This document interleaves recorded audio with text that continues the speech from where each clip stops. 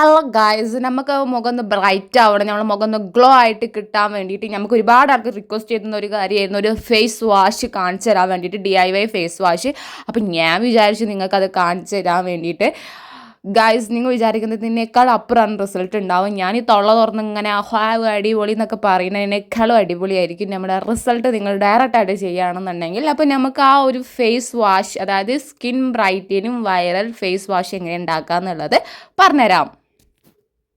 അപ്പോൾ skin brightening face wash ഉണ്ടാക്കാൻ വേണ്ടിയിട്ട് നമുക്ക് വേണ്ടത് ഒരു അരിപ്പൊടിയാണ്. അതിൽ 2 ടീസ്പൂണോ 3 ടീസ്പൂണോ എടുക്കുക, നിങ്ങളെ മോന്തക്ക് അനുസരിച്ചിട്ട് കേട്ടോ.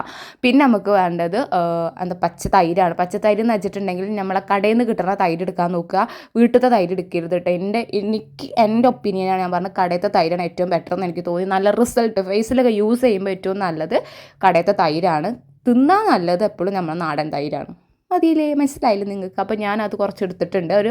അതിനനുസരിച്ച് നമ്മൾ തൈര് എടുക്കുക. തൈര് കുറേ ആവശ്യമുണ്ട്, അതവിടെ എടുക്കട്ടെ. പിന്നെ നമുക്ക് വേണ്ടത് ഒരു ഫേസ് വാഷാണ്. അതായത് നമ്മളെ കടയിൽ നിന്ന് കിട്ടുന്ന ഫേസ് വാഷ്, അതായത് കെമിക്കൽ ഫേസ് വാഷാണ്. അത് ഞാൻ മാമ ഹെർത്തിൻ്റെ റൈസ് ഫ്ലവർ ആയിട്ടുള്ള ഫേസ് വാഷാണ് ഞാൻ യൂസ് ചെയ്യുന്നത്.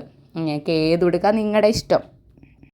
ഇപ്പോൾ നിങ്ങൾക്ക് ഫെയർ ലോയിലിൻ്റെ ഫേസ് വാഷ് ആണെങ്കിൽ നിങ്ങൾക്ക് യൂസ് ചെയ്യാം, അതൊക്കെ നിങ്ങളുടെ ഇഷ്ടമാണ്. ഏത് ഫേസ് വാഷ് നിങ്ങൾക്ക് റിസൾട്ട് ഉള്ളത് എന്തോ അത് നിങ്ങൾ യൂസ് ചെയ്താൽ കൊടുക്കുക, അത്രേ ഉള്ളൂ. പിന്നെ നന്നായിട്ട് നമ്മൾ ഇളക്കി കൊടുക്കുക. ഇളക്കുമ്പോൾ ഇളകൂല, കാരണം എന്താണെന്ന് വെച്ചിട്ടുണ്ടെങ്കിൽ ഇങ്ങനെ കട്ട കുത്തി നിൽക്കും. അങ്ങനെ ഫേസ് വാഷ് ഉണ്ടായതിനെ കൊണ്ടാണ്, പിന്നെ അരിപ്പൊടി ഉണ്ടായതിനെ കൊണ്ടാണ്. അപ്പോൾ നമ്മൾ എന്ത് ചെയ്യാമെന്നറിയോ, തൈര് യൂസ് ചെയ്ത് കൊടുത്തിട്ട് നന്നായിട്ട് എന്തെങ്കിലും മിക്സ് ചെയ്ത് കൊടുക്കുക.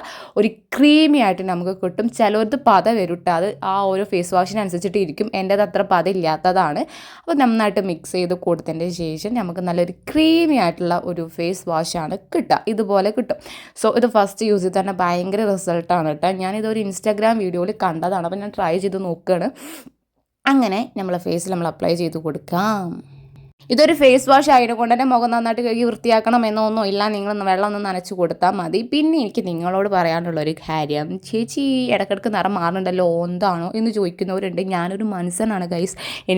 ഞാനും പുറത്ത് പോകുന്ന ആളാണ്. ഞാൻ നല്ല ഡാർക്ക് ആവാറുണ്ട്, ഇരുണ്ടാറാവാറുണ്ട്, പല രീതിയിൽ എൻ്റെ നിറം മാറാറുണ്ട്. ഞാൻ ഓൾറെഡി വീഡിയോയിൽ പറഞ്ഞിട്ടുണ്ട്. പിന്നെ എന്തിനാ അങ്ങനെ ഇങ്ങനെ തൊള്ളിട്ട് ചലക്കേണ്ട ആവശ്യമൊന്നുമില്ല. എന്നെങ്ങനെ നിങ്ങൾ ഇടങ്ങാറാക്കാണ്ടിരിക്കുക. ഞാൻ നിങ്ങളോട് ഓൾറെഡി പറഞ്ഞിട്ടുണ്ട്, ഞാൻ ചില സമയത്ത് നിറം മാറാറുണ്ട്. ഞാൻ വെയിൽ കൊള്ളുന്ന ആളാണ്, നല്ല വെയിലും കൊള്ളുന്ന ആളാണ്. എനിക്ക് യാതൊരു പേടിയില്ല. എൻ്റെ കാര്യങ്ങൾക്ക് വേണ്ടിയിട്ട് ഞാൻ വെയിൽ കൊള്ളാറുണ്ട്, ഞാൻ നിറന്ന് കുറയാറുണ്ട്. അപ്പോൾ ഞാൻ വീഡിയോ വന്ന് ചെയ്യാറുണ്ട്, അത്രേ ഉള്ളൂ കേട്ടോ. പിന്നെ നമ്മൾ ഫേസ് വാഷ് പോലെ തന്നെ നമ്മൾ എന്ത് ചെയ്യുക, അപ്ലൈ ചെയ്ത് കൊടുക്കുക, നല്ല മസാജ് ചെയ്ത് കൊടുക്കുക.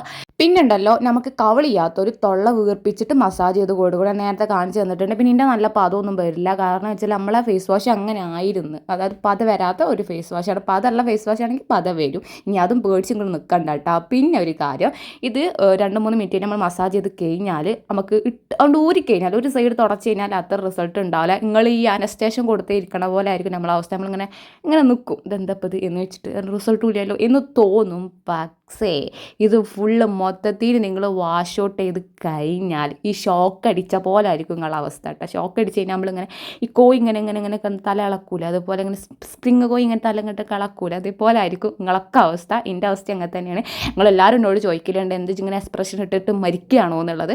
അങ്ങനെയല്ല, റിസൾട്ട് ഉണ്ടായതിനെ കൊണ്ടാണ് ഞാൻ അങ്ങനെ ഇട്ടിട്ട് മരിക്കണത്. എന്നോട് ചോദിക്കും, ഇഞ്ചെന്താ കുളം കോഴി കിടന്നിട്ട് അലിട്ടിട്ട് ആട്ടണ പോലെ ഉണ്ടല്ലോ റിസൾട്ട് പറയുമ്പോൾ എന്നുള്ളത്. സീരിയസ്ലി ഞാൻ അങ്ങനെ തന്നെയാണ്. റിയലി അമേസിങ് ആണ്. ഞാൻ റിസൾട്ട് ഉണ്ടെങ്കിൽ അത് അങ്ങനെ അങ്ങോട്ട് കാണിക്കും. അതെൻ്റെത് അങ്ങനെയാണ്. ഞാൻ എക്സ്പ്രഷൻ നന്നായിട്ട് ഇടുന്ന ആളാണ്. അയച്ചിട്ട് നിങ്ങൾ ആരൊന്നും വിചാരിക്കണ്ട കേട്ടോ. നല്ല അടിപൊളിയാണ്. ഫുൾ വാഷ് ഔട്ട് ചെയ്ത് കഴിഞ്ഞാൽ നിങ്ങൾക്ക് ആ റിസൾട്ട് സത്യമായിട്ട് മനസ്സിലാവും. നല്ല സോഫ്റ്റ് ആട്ടോ, കുറച്ച് കഴിഞ്ഞാൽ മുഖം നന്നായിട്ട് ഗ്ലോ ആയിട്ട് സോഫ്റ്റായിട്ട് വരും.